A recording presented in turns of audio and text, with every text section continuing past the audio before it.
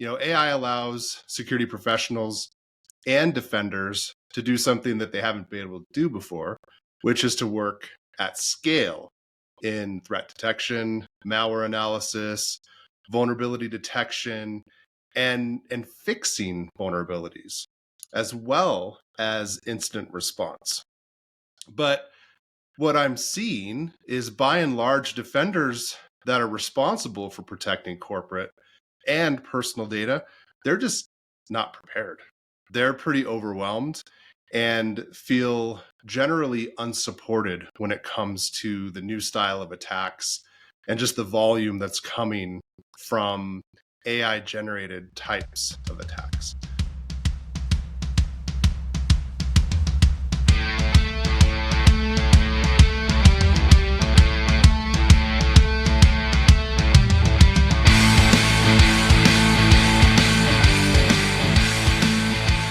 Hey everyone, I'm Brad Bussie, Chief Information Security Officer here at E360. Thank you for joining me for the State of Enterprise IT Security Edition. This is the show that makes IT security approachable and actionable for technology leaders. I'm happy to bring you 3 topics this week. First, new Google initiatives to foster AI in cybersecurity. The second, tech companies sign accord to combat AI-generated election trickery. And number 3, shadow AI. So with that, let's get started.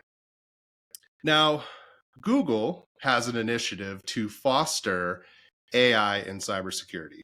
And as a cybersecurity practitioner, I'm pretty excited about this.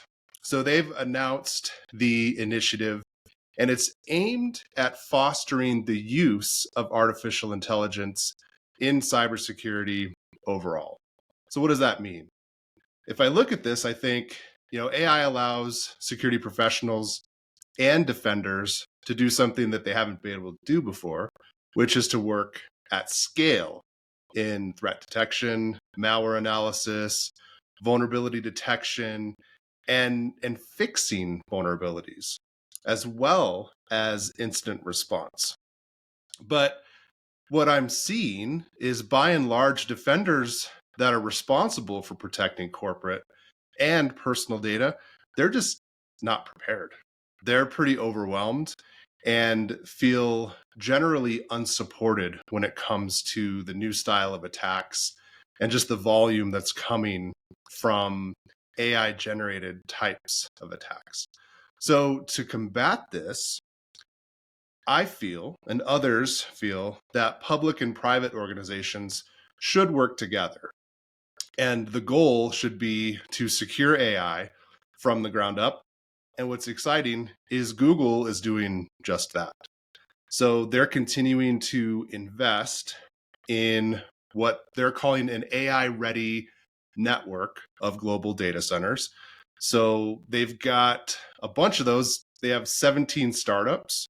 If you look at all of the different acquisitions and things that they're working on, Google has startups in the UK, the US, the EU, and really the focus is around new AI for cybersecurity programs.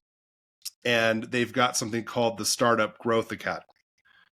Now, the company also has something pretty cool called Magica, and it's open sourced. It's an AI powered tool for malware detection through things like file type identification. And this powers things like Google Drive, Gmail, safe browsing, and some other components that have been blended with an acquisition known as VirusTotal. So I think another pretty interesting thing is they're wanting to support advancements in AI-powered security overall. So Google is offering $2 million in research grants and strategic partnerships to support research. And they're doing it at institutions like University of Chicago, Carnegie Mellon, and Stanford.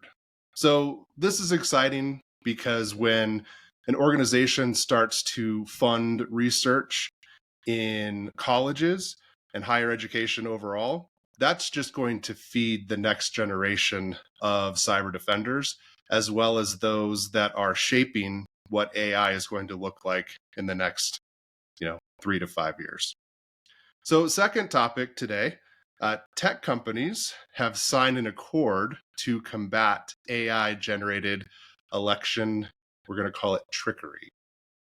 Now, these executives, I'll just name a couple from Adobe, I think it was Adobe, Amazon, Google was there, IBM, Meta and Microsoft, OpenAI. And you heard me throw a little shade on TikTok in a previous episode, but TikTok was there. They gathered at the Munich Security Conference, and it was to announce a framework for how they plan on responding to AI-generated deepfakes. And the focus was those that are deliberately tricking voters. And what's interesting is these major tech companies, they signed a pact to voluntarily adopt, and I'm going to do this in air quotes, you're going to see and hear this, reasonable precautions to prevent artificial intelligence tools from being used to disrupt democratic elections, not just in the US, but around the world. And if you ask me, I think they're taking a bit of a kid gloves approach to this. And the reason is the companies aren't committed to ban or even remove deepfakes. Instead, the accord outlines methods that they'll use to do things like detect and then label deceptive AI content when it's created or distributed on their own platforms. So, it notes the companies, they'll share best practices with each other and provide, we'll call this swift and proportionate responses when that content starts to appear and then spread. So I said a lot of things, and I feel like I didn't really say much of anything, because based on that reaction from these companies, to me, they're not really doing nearly enough. Detecting and labeling is one thing, and I know when I watch most people on social media, attention span is super short, and generally they're not reading something. It's just flashing by, and they could be like, wow, Taylor Swift tried to sell me something today. Obviously not election related, but still interesting.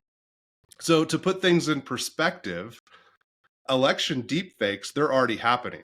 So a robocall went out in New Hampshire, and it was President Joe Biden's voice, and it was trying to discourage people from voting in the primary election last month.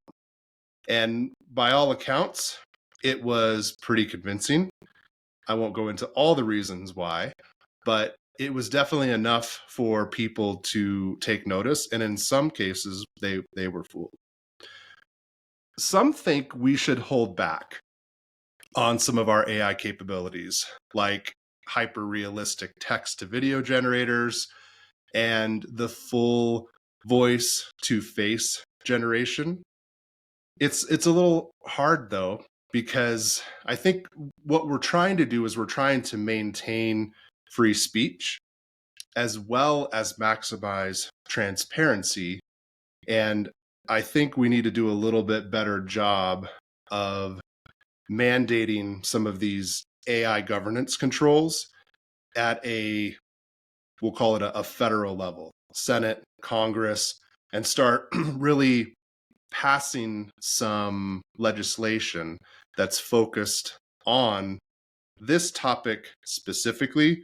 So I think we're going to get there. It's just going to take us a little bit of time. So until then, be cautious, beware as the election season heats up, and just fact check. Make sure anything that you hear, you get a couple of different opinions. Third thing we're going to talk about today is shadow AI. And I love topics like this, even back when it was shadow IT. I think some of my friends back in the day called it business-led SaaS. And really, it is a real problem for organizations. And what it is employees are leveraging things that we call unsanctioned application. Somebody's putting down a credit card, getting a specific application, generally to do a business task, but it's not controlled. by IT. So there could be some things from a security perspective that you're putting out there that you shouldn't, but no one has control of it. Next thing you know, you're looking at a data breach or something else. So we're starting to see the same thing happening with AI, where employees, they're using a couple large language models, or they've chosen a Gen AI that they're using, but the organization hasn't told them what is or isn't possible. They are either paying for a Teams version of OpenAI, or it's just a, kind of run of the mill normal and costs them just a little bit every month, but who knows what they're actually putting out there. And we've talked a little bit about that before. And I think what's interesting is to put yourself in this position of it's not generally good for an organization to not understand what is going out and being consumed broadly by something like a LLM. So I'm going to give you some things to think about as far as, how do we find shadow AI and what should we do about it? So a couple different strategies that I would recommend are what I call comprehensive technical controls. So this is establishing things like traffic monitoring, having a secure web gateway, doing things like endpoint detection and response, having those on endpoints. And part of that, all good security things, but it's to pinpoint those unexpected AI related activities and make sure we can identify some AI software. I'm not even going to call it installations because a lot of these are just still web-based, but it is possible for an organization to have a bootleg or pirated LLM that's imported into a data center. And next thing you know, you've kind of stood up your own, and that could be dangerous. Doing a staff survey, so conducting a survey and just understanding what are your users doing, what have they decided is helping them do their job. And it's interesting how much information you can get just from a simple 1-2 question survey. Are you using Gen AI or LLM? I guess we're kind of past the point of the first question is, do you know what it is? Everybody pretty much knows what it is now. So are you using it? Second question, which one and or ones are you using? Making sure we are doing things like onboarding due diligence. So when we're onboarding a third-party vendor or partner, understanding, are they leveraging AI and how are they doing it? So having some of those questions in the due diligence process, and that will help identify some potential shadow AI risks, because maybe your organization isn't doing it today, but you onboard a third party, they're heavy users, and next thing you know, it's like a gateway drug. Your users are leveraging what they're doing. I think, as with anything, enforcing consequences, outlining, we've talked about having a governance program, but there's really no way to enforce governance unless there's some kind of consequence.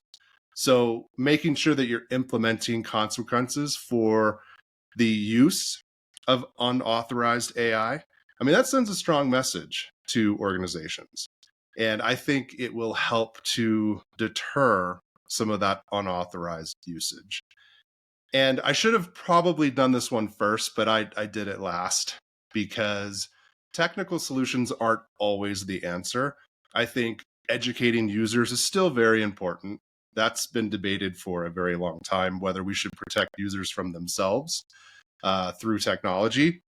But I think with this one specifically, we left technology last on purpose.